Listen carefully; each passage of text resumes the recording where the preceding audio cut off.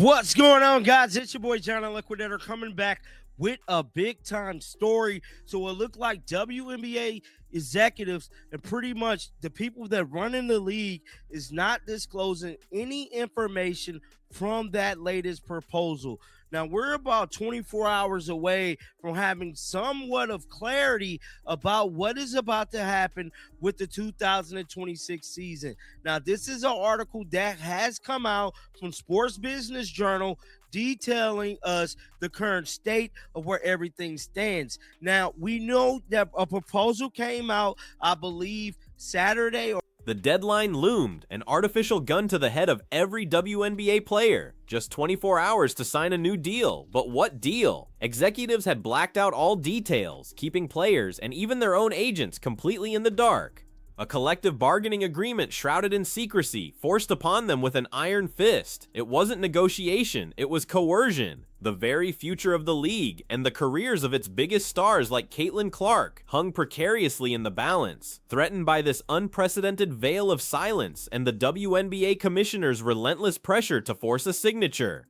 The whispers of resignation were just beginning. Of each other covered the weekend, sudden urgency that mean Tuesday, artificial deadline. So they already look, artificial was telling me that this might not even be the real deadline tomorrow to make a deal. And isn't it artificial after all? The league had told Union on February 23rd the WNBA season schedule may be affected if a deal isn't signed by March the 10th, which is tomorrow.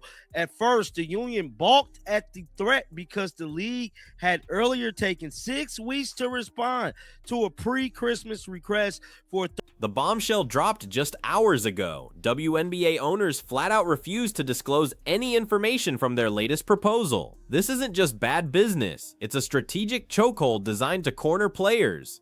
For days, the league had been pushing an artificial deadline of March 10th for the 2026 season CBA, creating immense urgency where none truly existed. They demanded a deal be signed, yet kept the terms hidden, leaving everyone scrambling and questioning the legitimacy of the entire negotiation process.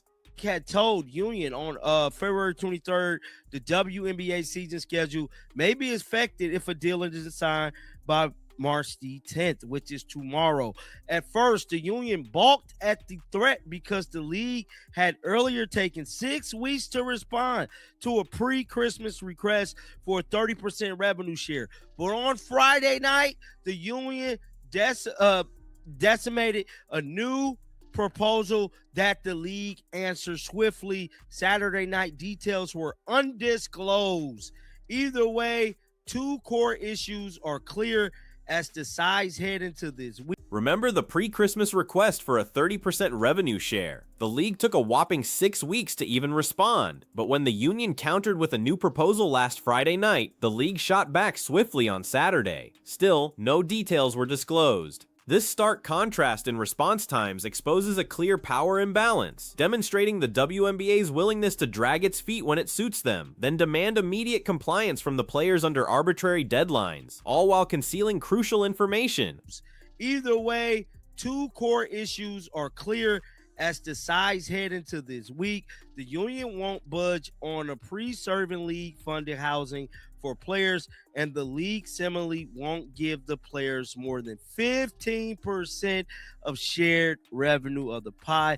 As a result, the negotiations will need to get creative prior to this weekend.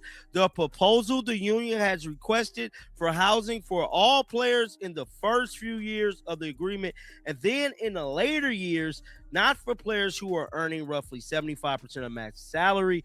The league pre-week 2 core issues remained unmovable. First, the players adamantly demanded league-funded housing for ALL. This isn't a luxury, it's a fundamental necessity for professional athletes, especially those not earning max salaries. The league, however, dug its heels in, offering housing only for rookies, a concession that barely scratches the surface of the players' real needs. This fundamental disagreement over basic living conditions highlights the deep chasm between the players' welfare and the league's bottom line. As a collective to authorize a strike. What that means is that the union's executive committee now has the power to call a strike if they deem necessary. What's also important to acknowledge in that conversation is that prior to calling a strike, the executive committee would have very lengthy, detailed discussion, once again, with its members before any step was taken. However, that strike authorization vote that The second sticking point, money. Players sought a fairer slice of the pie, but the league refused to budge beyond a paltry 15% of shared revenue. This percentage is a slap in the face for athletes who are the very product driving the league's growth and profitability. The WNBA's unwillingness to increase revenue sharing reveals a profound disrespect for the players' economic contributions, forcing them into an unfavorable position where their financial future is severely limited by ownership's stubbornness. strike. Notably, Kelsey Plum said that a strike would be bad for the union and the league. Also notable to that is the number of players who agreed with her. Now, I think up until this point, the language that was coming out of the union was very staunch in it doing whatever was necessary to get a deal done, including striking if necessary. But the language around all of that alluded to an idea or a sense that a strike could be imminent. A strike was. Sources close to the negotiations revealed a shocking behind-the-scenes maneuver. Nearly a dozen prominent agents representing top players to middle-tier athletes sent a desperate letter. This wasn't a standard negotiation tactic, it was an urgent plea. They demanded access to the league's latest proposals, openly admitting they couldn't properly advise their clients without knowing the terms. This unprecedented move underscores the total blackout executives imposed, leaving even seasoned agents feeling helpless and blindfolded. That union leadership was adamant needed to be pursued. Now, that has come into question because Kelsey Plum's statements on the record, again, are in direct kind of misalignment with that messaging. When you have a member of the executive committee saying a strike would be bad for the league and for the union, that forces, the union to address the disconnect, because now you have a player whose tone has changed in regards to the strike, whose tone has changed. This urgent letter sent to WNBPA Executive Director Terry Carmichael Jackson exposed the sheer panic brewing among the players' representatives.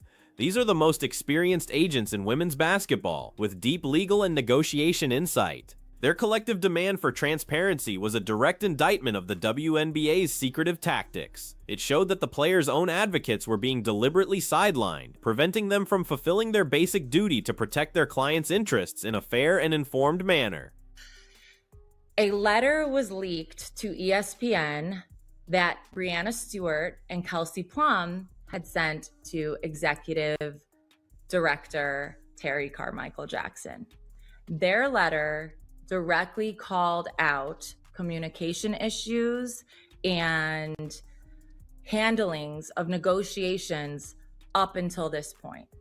So when you have two executive committee members directly calling out union leadership, regardless of how anyone else feels, regardless of if these are the only. The union's initial response to this coercive environment was to authorize a strike back in December. The vote was nearly unanimous, a powerful statement of solidarity. This gave the executive committee the authority to call a strike if necessary, a weapon wielded to secure a fair deal. However, the ground began to shift dangerously, creating vulnerabilities that the league would later exploit. This early show of force, once a unified front, would soon face an unexpected internal challenge. Then came the cracks. Public statements from key players, like Kelsey Plum, revealed a dramatic shift in tone. Plum, a member of the executive committee herself, declared a strike would be bad for the union and the league. This wasn't a private whisper, it was a public declaration, stunning many who believed the union was still united. Her words, echoed by others, signaled a dangerous weakening of the players' resolve, giving the WNBA Commissioner immense leverage.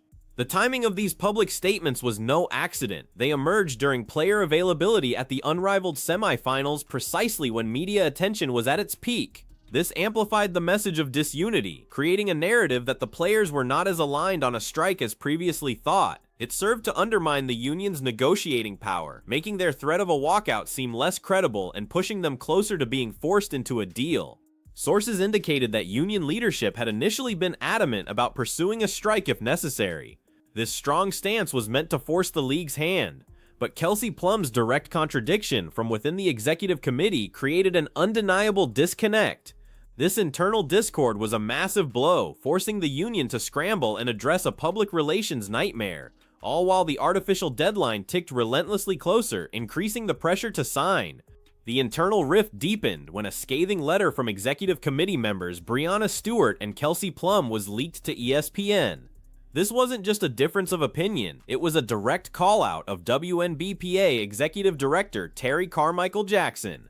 They cited communication issues and handling of negotiations, a public challenge to the union's leadership. This leak signaled a complete breakdown of trust and cohesion at the highest levels of player representation. Stewart and Plum, two of the league's most prominent voices, asserted they spoke for other players who feel the same way but were too uncomfortable to speak up. This revelation suggests a widespread undercurrent of dissatisfaction within the player ranks, beyond just these two stars. Their bold move amplified the internal conflict, making it impossible for the union leadership to ignore and further weakening their position against the WNBA's relentless push for a signature. The leak to ESPN was a calculated move, forcing the WNBPA to publicly acknowledge the internal strife. Executive Director Terry Carmichael Jackson was compelled to meet and address the state of the union just 5 days before the league's arbitrary target date. This public airing of grievances demonstrated how deeply divided the players had become, a division the commissioner could easily exploit to push through a one-sided agreement, leaving players feeling utterly helpless. The league's latest counterproposal, submitted after the union's Friday night offer, contained minimal changes. This was a clear sign of bad faith, demonstrating their unwillingness to compromise on core issues like housing and revenue sharing. It underscored the WNBA's strategy, make minor adjustments, if any, and rely on the artificial deadline and internal player division to force an unfavorable agreement rather than engaging in genuine equitable negotiation. The entire situation, from the undisclosed proposals to the artificial deadlines and internal player conflicts, created an environment designed to force compliance. It was a masterclass in leveraging pressure points, secrecy, urgency, and division. This coercive strategy aimed to break the players' unity and push them into signing a deal that largely favored the league's interests, at the expense of player welfare and fair compensation, leaving many feeling cornered. For a player of Caitlin Clark's caliber, this kind of underhanded pressure and lack of transparency poses an existential threat. Imagine being the face of the league, bringing unprecedented attention and revenue, only to be forced into a CBA shrouded in secrecy with terms that ignore basic player needs.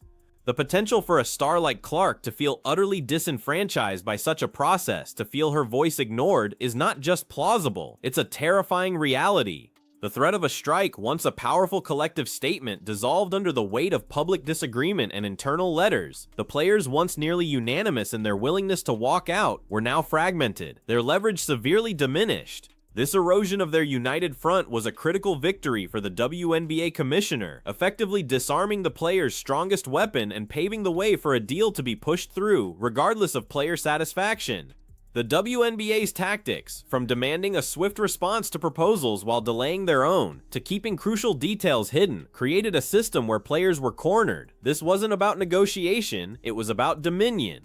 The artificial deadline, the undisclosed terms, and the exploited internal rifts all served one purpose: to compel players to sign on the league's terms, regardless of fairness. The stage was set for a truly forced agreement. In the end, the question remains, what does it mean for the WNBA when its biggest stars like Caitlin Clark are subjected to such relentless pressure and opaque dealings? When internal divisions are weaponized and transparency is non-existent, the narrative unfolding suggests a league willing to push its players to the brink, forcing them to resign themselves to unfavorable terms, or worse, consider their future. The true cost of this coerced agreement and its impact on the league's most valuable assets is yet to be fully revealed, but the implications are chilling.